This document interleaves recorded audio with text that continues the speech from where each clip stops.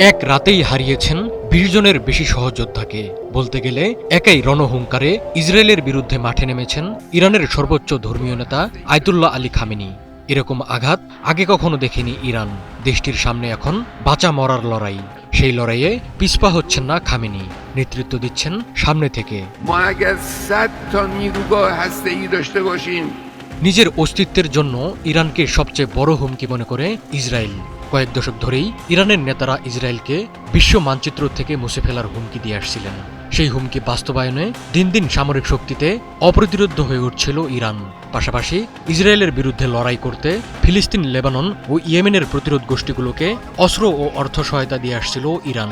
এর মধ্যে ইসরায়েলিদের মনে সন্দেহ দানা বাঁধে ইরান পরমাণু অস্ত্র তৈরি করতে যাচ্ছে। সব মিলিয়ে ইরান ইসরায়েলের আতঙ্ক হয়ে ওঠার নায়ক আয়াতুল্লাহ খামেনি।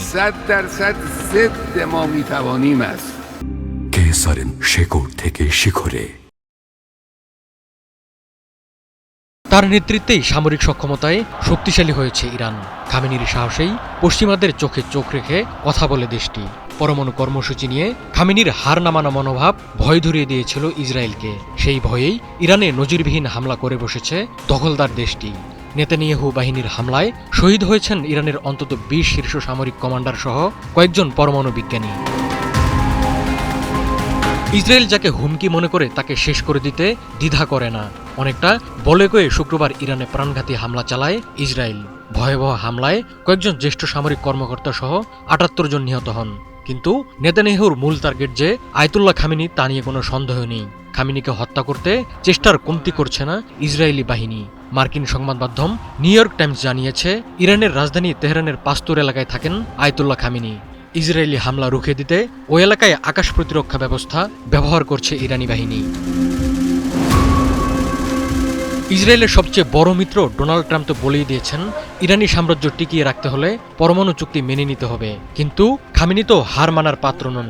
যুক্তরাষ্ট্রের মদতপুষ্ট ইসরায়েলি হামলার মুখে কঠিন প্রতিশোধের হুঁশিয়ারি দিয়েছেন তিনি।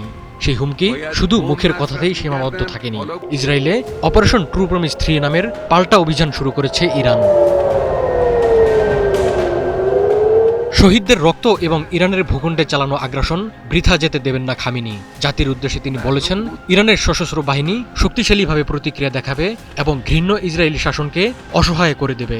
আয়াতুল্লাহ খামেনি দেশবাসীকে আশ্বস্ত করে বলেন, ইসরায়েল এই অপরাধ থেকে নিস্তার পাবে না।